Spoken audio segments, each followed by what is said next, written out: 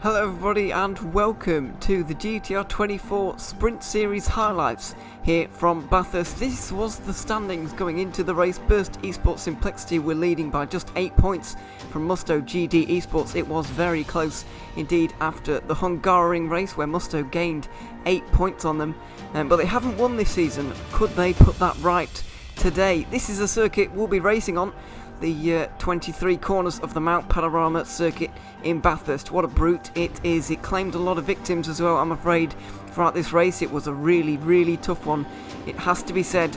This was the grid then. It was an all Mercedes lockout, really. It totally dominated in qualifying. Pierluca Amato took it, and yeah, he would have his work cut out. Alessio Pucedo would be right in behind him. Tim Yarshall would be involved, and Jesper Pedersen, driving for the Bathurst Esports Simplicity car, would just be a little bit lurking in the background, ready to pick up the pieces. But as they got underway, it was a fantastic start from the blue Mercedes in the second row, trying to get up the inside into turn number one, but Amato was very solid into turn number one. Clean start from everybody though, which is a kind of surprising one, given that Hell Corner can indeed claim some victims. However, it got a little bit more frisky down here at turn number two, and here it was. It looked like Jesper Pedersen making his way through the field against Tim Yarshall, and then indeed he went on to pass Alessio Pucedo. Here it was, down into Hell Corner, the yellow Mercedes having no answers for the marching Bathurst Esports Simplicity Audi there. Really, as I said, no answers for those guys, and Pucedo really started to fall down the field. Tim Yarshall got up the inside of him into turn number two, and it was a drag race down towards it under the Audi Sport Bridge. He managed to eventually get that position. Unfortunately, it wasn't quite as clean down in the background. Mike Epps going a little bit wide down here in turn number two, and unfortunately it set off a chain reaction. Matt Beavis and Daniele Brambilla trying to make up positions, and bang into the wall. A shame for both of those guys. Matt Beavis retiring from the race, Chris Vickers somehow escaping without damage. Thankfully it was a bit cleaner for Dan Kell, who overtook Simon Crane down into the chase. A very exciting manoeuvre indeed, and that was a very clean one as well. Unfortunately not quite so clean for Andreasen, who hit the wall, losing a position to Dan Kell before Simon Crane followed him through down into the chase as well. Pierluca Amato was turned, unfortunately, by Johannes Weiss down at the final corner. A very interesting incident, and really any which way this could have gone.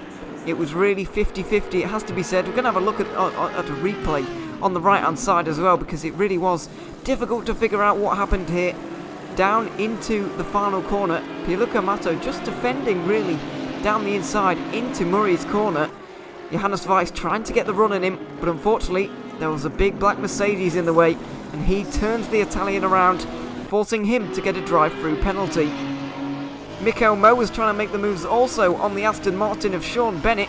This was a real drag race, going down Comrade Straight with 50 minutes gone, as you can see at the top of your screen. Audi versus Aston Martin power. Looking back from the Aston, you can see it was almost a dead heat between them, but Mikael Moe managed to get that move done. This is Michi Hoyer in the Audi right now. He's following a lap car, as you can see from the blue flags. Unfortunately, the Porsche getting a little bit loose at the top of the mountain. Michi Hoyer just about avoiding him.